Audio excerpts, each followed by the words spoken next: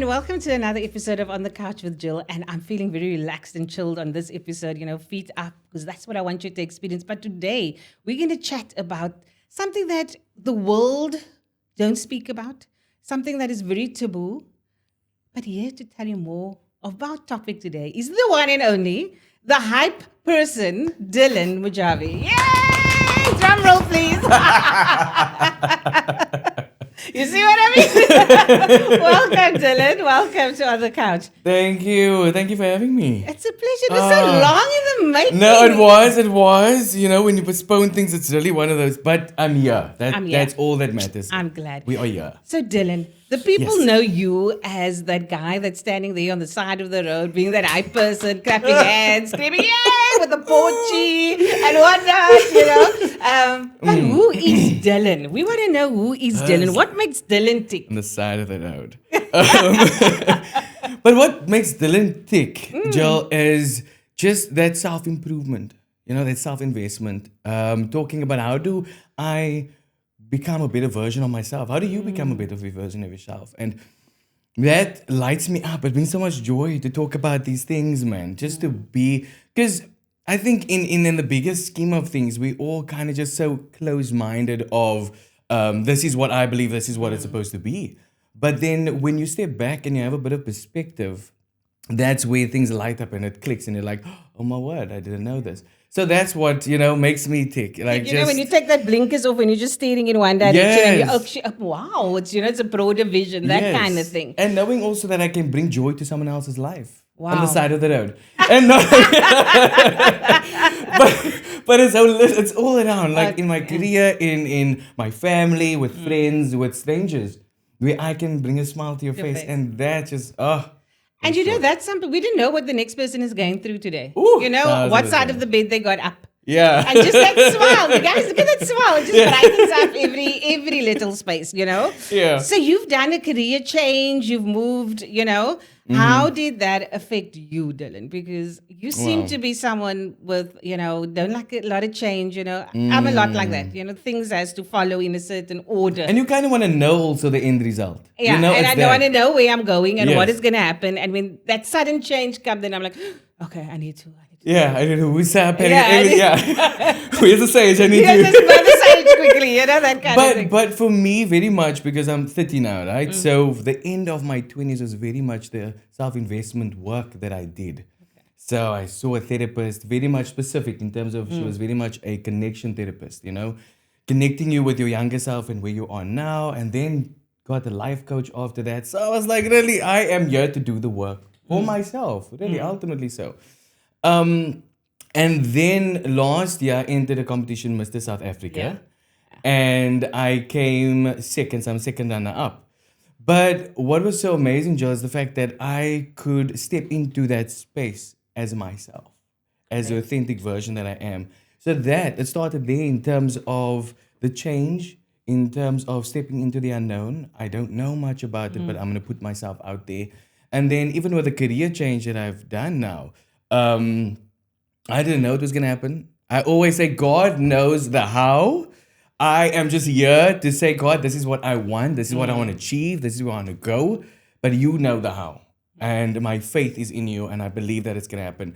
So when it came about, it's learning now to, again, step into that uncertainty, step into that uncomfortability. Oh, and then uncomfortability is a thing. It's a thing. And I think it takes a lot of work because not everybody is capable of kind of stepping out of their comfort zone. And that's okay. And that's okay, absolutely. And it's the fear of the unknown that is more, that scares us. That, oh my gosh, am I?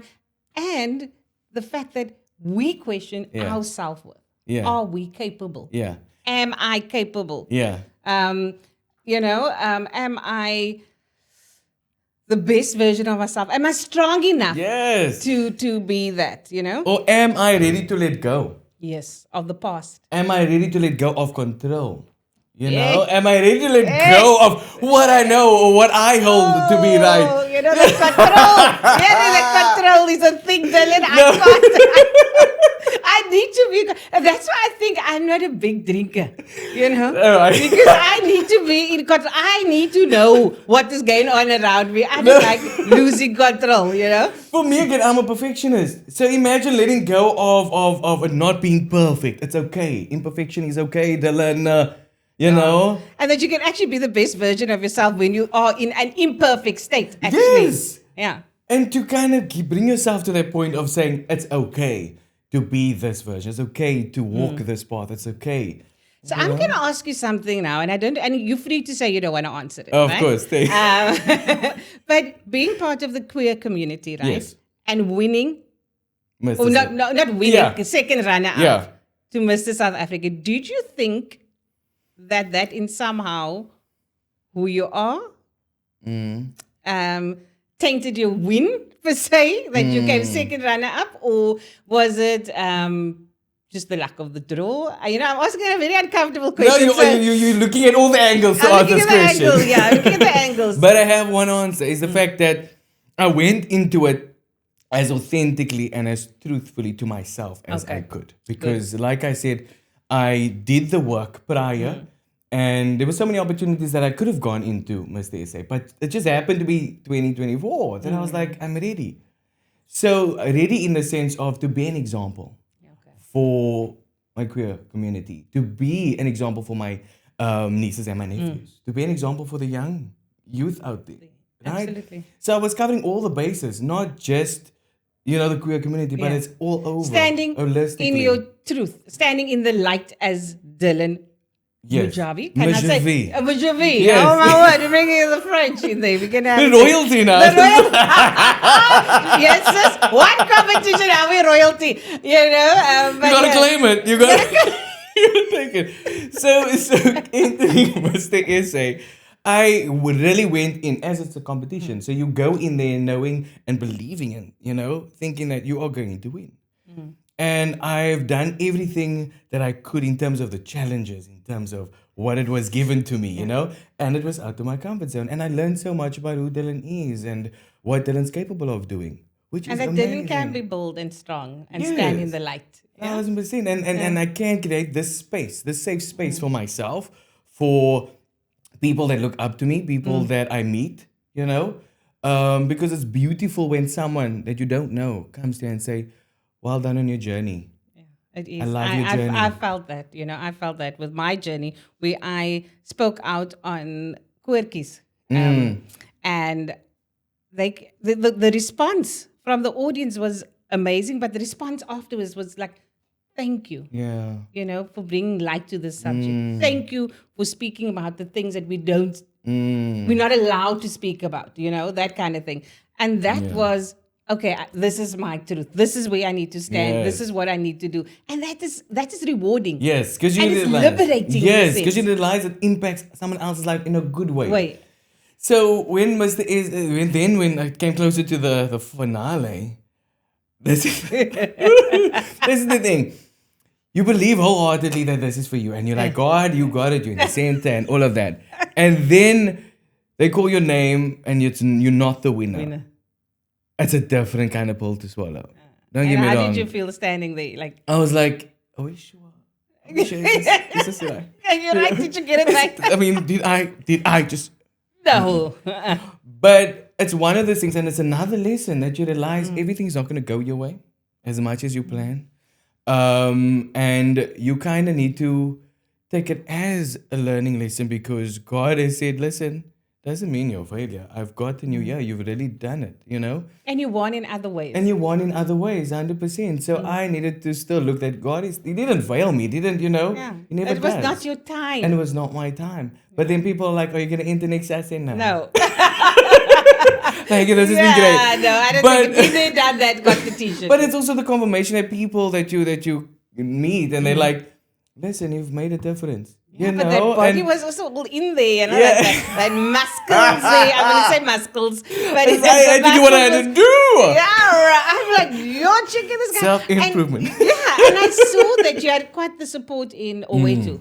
Yes. Oh, I love her to bits. She's been an absolute amazing mentor through it. Actually, she has been the one guiding me, and because she's been pageantry and she just carries herself so beautifully, and I say She's inside so and gorgeous. out, she's stunning. She's You know, when stunning. she walks into the room, you can see she's arrived. Yes, You know, 100%. her presence. And you know what? She's my twin. We share the same birthday. Really? Yes. Oh, wow.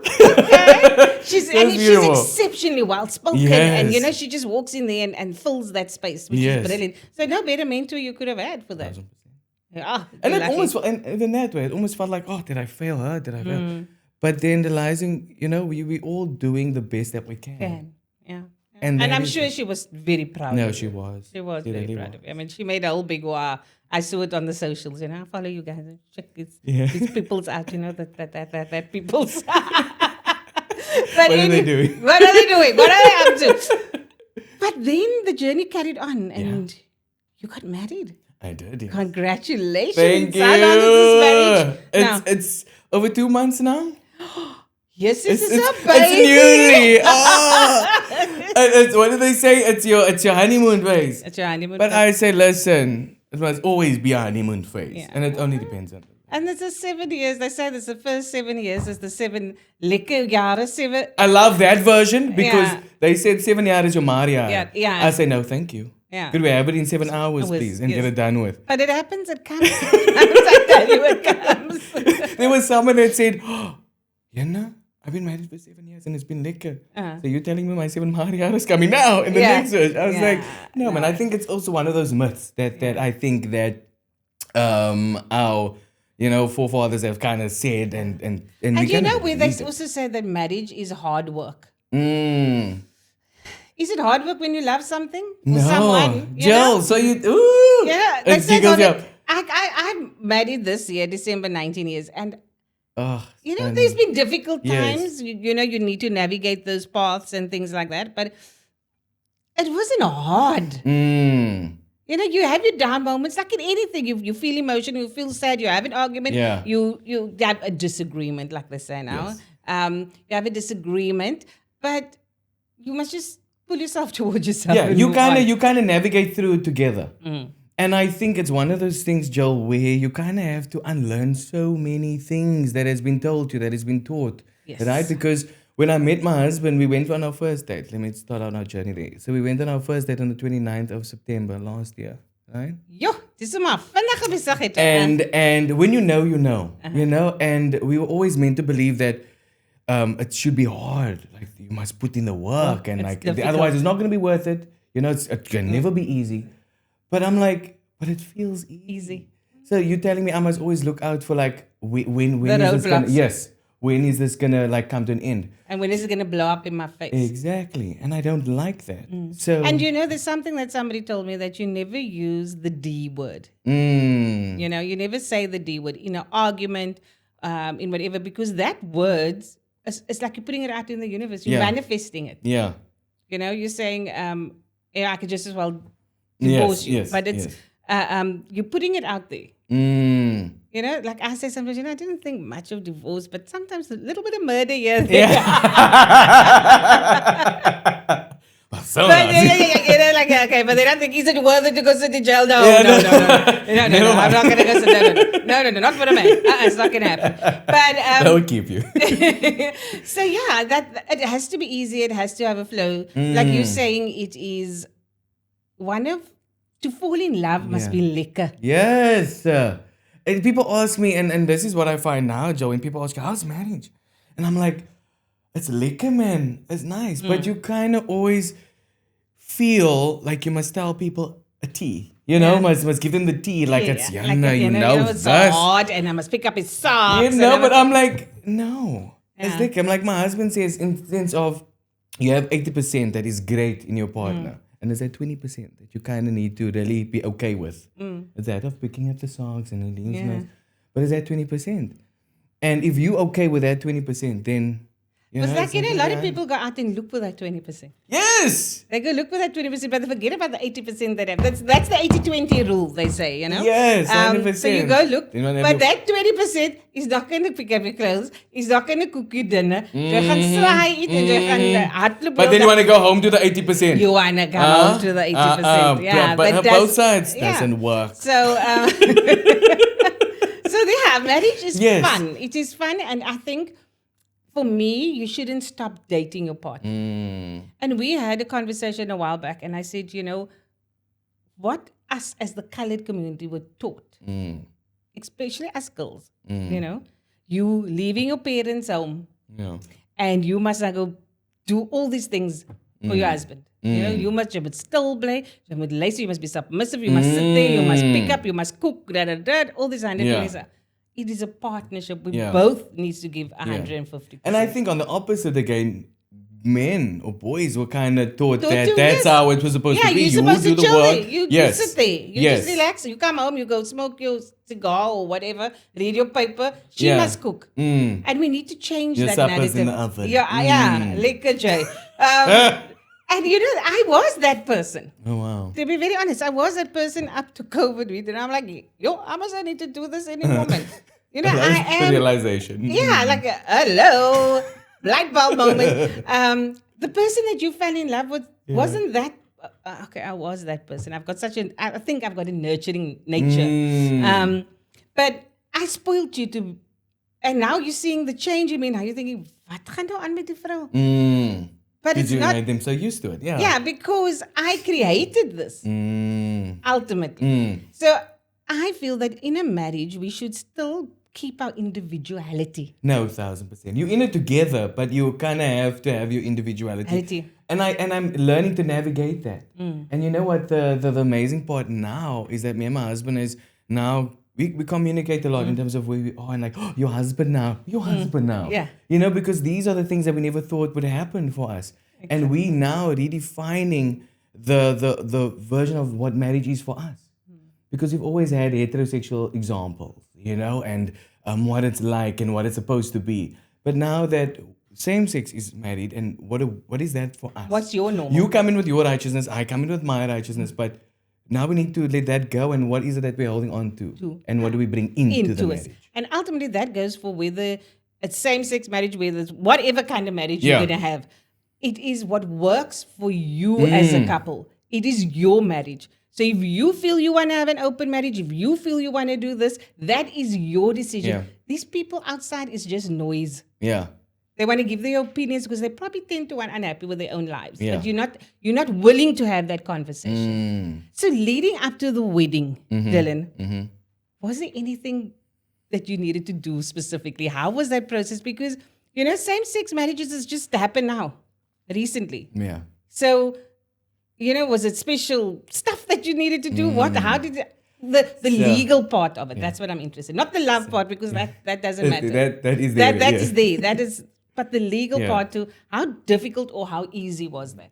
So my dad's a pastor. Right? Okay, so your dad married you. No. We wanted that to happen, right? So we bought the place, and initially this is the place that we wanted to have the ceremony and the reception because we bought the venue. We might as well, Yeah.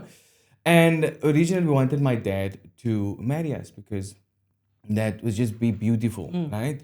But then my dad's like, no, Dylan, we can't. You have to still go to court or to Home Affairs to officiate, like to actually make your marriage real, and then he can do it. Wow. That kind of thing. So we're like, oh, that's so much effort, right? So we went back and forth. So we had so many plans on how we wanted the wedding to be and how we want the ceremony to be and what we wanted. Safe to say, it didn't happen at the house as planned, but we had a week-long marriage, or wedding, I would say. Drama. So my favorite number is 5, right? I love the number 5, so I wanted to get married on the 5th of the 5th month, 2025. Okay. But that didn't happen. So then I was like, okay, we want to get married. Let's go to. I went. So I went to Home Affairs, Maynard Mall, Wynberg, Maynard Mall, Wynberg, and went there and made the appointment. Right. So it was kind of simple and easy. When to go make appointment? They said to the book, when do you want to get married? What date? What time? I said, okay, cool. This is the date and the time. Right. Write down our names, mine and my husband's name, IDs and everything, right? So now we set for the 6th of May. At 10:30, Joe. In the morning. Yes. Because we're like, look, we're going to get married early. Once we get done, go take our wedding photos from there. go to honeymoon. And then honeymoon, and then the reception is the Reception. Saturday. Ah, lekker. So So now, get down to the good stuff and then the party after the good stuff. you know, so the Tuesday come and we get married. But now you must know. But prior to this is why we didn't, because my dad said he didn't have the proper paperwork, Okay. mind you. Hence, only like government and Home Affairs would have the proper paperwork. Okay. So we get there, Joel. It's opposite 10, and me and my husband in our beautiful suits, Ach, yeah, and no, everybody at Home Affairs there, loving there for their birth certificates, their ID, they all just see go down into the manager room. And I was like, okay, cool. This is something really brave to hone into, because it's like, here you are stepping into your truth and you're doing what lazy for the two of you. So now we get there, and was it opposite 10? And no one's here to receive us. Okay. Now my husband goes to the officials? Yeah. Yeah. The officials, and says, listen, we have an appointment for opposite 10 and you're getting married. And he's like, no, the one that's going to marry you is in town. Oh, wow. We said, but what do you mean he's in town? We're here. He's like, you can't go to town, but you must still come back to Weinberg to get your paper because the appointment was made here in Weinberg. I'm like, okay, cool. So he says that she's going to come at 2 o'clock. This person's Okay, going so to come you at have 2 to o'clock. wait from 10:30 till 2 o'clock. So they didn't see the IDs and the names that there's going to be a problem. No, Oh, I don't think they did their homework. okay. So then we had to do our wedding in reverse. So we went to Claremont Gardens. In the meantime, we're like, okay, we're not going to fight this. It is what it is. Okay, fine. 2 o'clock is around the corner, so it's okay. We go to Claremont Gardens as it is the usual place. By the tree. So we go to Claremont Gardens, we do the whole photo shoot, everything. Had our family there. And we just got everything as is. 2 o'clock comes, Joe, we are going now back to Home Affairs. Get to Home Affairs, they tell us, no, she's not here yet. Wow. And now, just before we got there was a couple that came out of the room. And now we tell this official, we're like, hey, but you just married. You can marry us. She's like, no, can't marry you. And I'm like, wait, what do you mean you can't marry us? She's like, no, we can't. I'm like, same sex. Yeah, but she's like, no. I was like, oh. Very insensitive also. They were cold that day. So now you can imagine we're keeping up our spirits because it's our special day and we try and hold into it. So now we have our witnesses and some of our family members that was there. They couldn't wait any longer. And they also have things to do because we said opposite 10. So they left at this point. We're just sitting with our witnesses. We're sitting with the photographer. Luckily, the photographer didn't have a gig after that. Bless her soul. Shout out to her. She was amazing. Didn't have anything afterwards, and she sat with us. And they tell us, this official tell us, no, your person that's going to marry you is coming now. I said, okay, cool. Hour goes by. She's not there yet. At about 3:45, the lady comes. Lovely lady. And she comes and she apologizes. She says, I'm so sorry. I didn't mean to. They only let me know 2 o'clock. They only let me know 2 o'clock that this is what's happening. And she was working in Cape Town doing more, marriages there, and she had to come. The utter disrespect. 100%. But she was so lovely. She received us so amazingly. She apologized. And then we had the what you call it, the ceremony, which was so beautiful. She was a Muslim lady. That was I think, and everything happened. Joel, everything I think that at was this a God point moment. happens for a reason. And the one thing I kept my husband going is like, this is a story to tell for the rest of our lives. This is that story. kind of story. But So- then you kept that momentum, that smile. But it's the homework that only then when we got there to Home Affairs that we weren't sitting on Google and researching like, how long does this, do they have, But it was quite long, I would say. So you're saying that the officiant must have a special license to marry No, same-sex? they do. But they just choose also not to. Do you know what I mean? So it's kind of like their own... That's personal choice. But I always thought that they needed to have a special... So you get the marriage officers that can marry not normal, but... Yeah, same sex. Yeah, different different yes, sex, heterosexual, yes. heterosexuals. And then I always was under the impression that the officiant that marries same sex must have a special license. No, so they're all trained. Yeah. They're all trained. But the only difference that this, what you call it, lady told us is that, I don't know if it's 6 or 7 pages more. That they need to study. Yeah, that they need to like fill For in for for same-sex marriage. But it's So a then personal she's like, choice. they're lazy.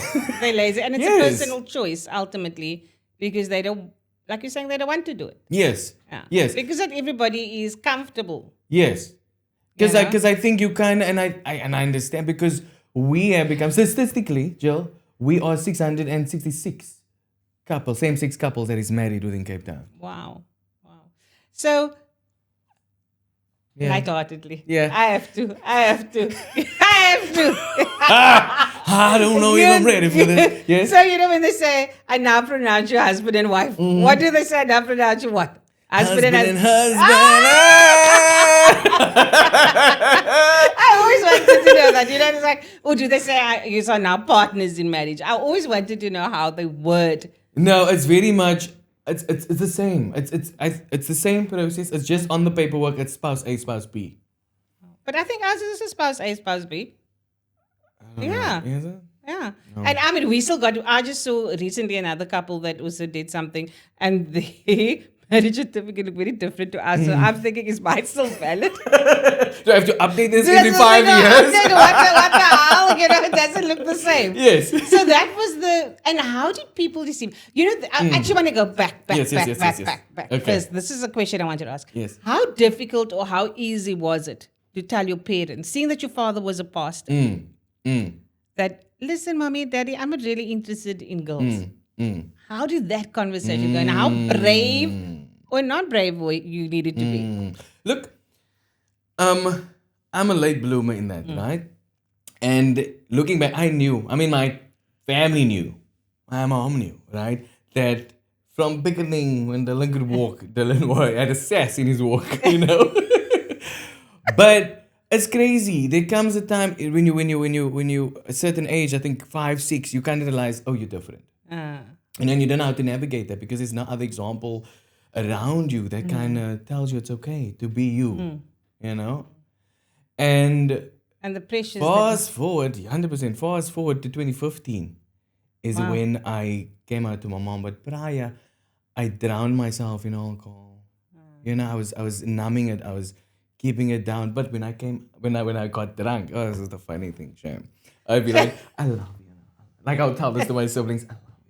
If I'm no longer there, just know that I love you. All that stuff.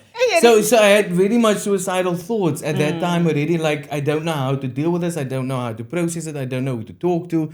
Because I had very much had trust issues.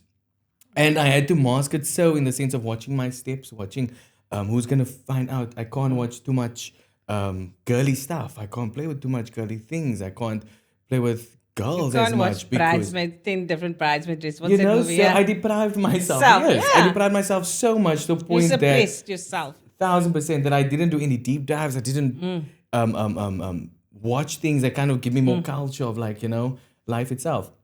Anyway, so 2015 came out to my mom. It was tough for her, I would say, because I remember the day like as yesterday when I had to tell mom, because we usually did this evening walks. And we got to a certain point of the walk and I was like, Mom, I have to tell you something. I was like, sure. I know. No. I wish she said I know. I wish she said that, but she didn't. Yeah. So then I told her, remember when Auntie so-and-so told you that I must come out of the closet? I thought I was imagining this, or like, because I was young. I was like a young boy. And I just overheard them say this. And of course, me as a young boy thinking, I'm out of the closet. What do you mean? So I told my mom this. Mom is like, yes, Johanna, when I tell you that he felt like the force of the world was kind of like on you, crushing you, holding your breath, choking you, those kind of things, to kind of just bring the words out.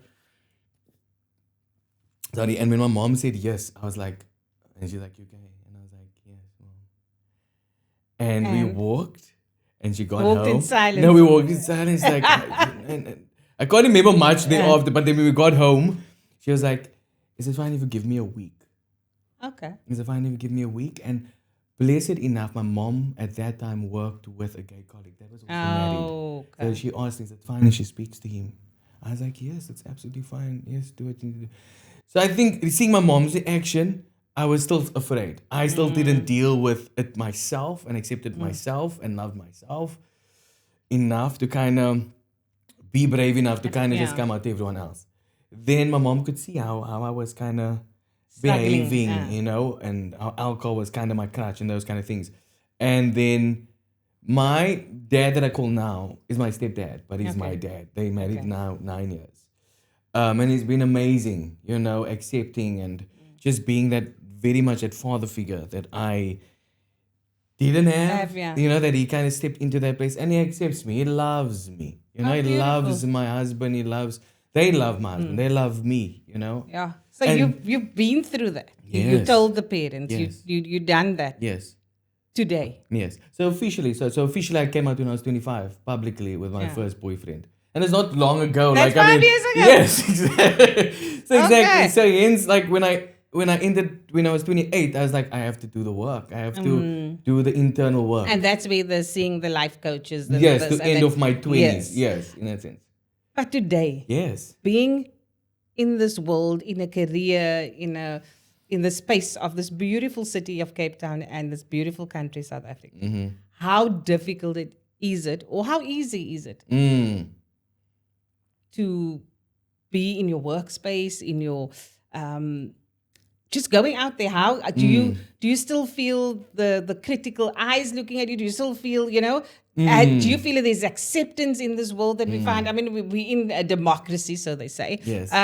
But do you feel that acceptance? Do you feel that is the jobs just lined up, or if they hear, oh no, he's gay, oh no, we can't give you the job, kind of thing, or oh yes, let's embrace this. It doesn't matter what your sexual preference is, but who you are as a person. I think there is a little bit of everything in that sense. It feels easy sometimes and it don't.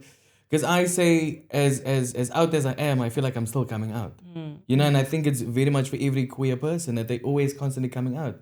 Because there's the amount of female hearts that I broke. I was not intentionally, but I was like, don't swing that way. No longer. It's not the case. So you always feel like you're coming out, and I say it really becomes easy once you kind of make that peace within yourself and love yourself and do your work.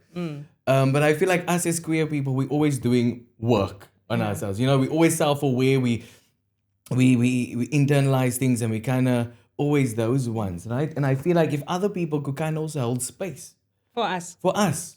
for everyone in that matter. Don't get me no wrong. matter we all, who, yes. yeah, who you are. Because I feel you're saying as a queer person, you're always coming out. I feel as a human being, we're always coming out. I'm coming out.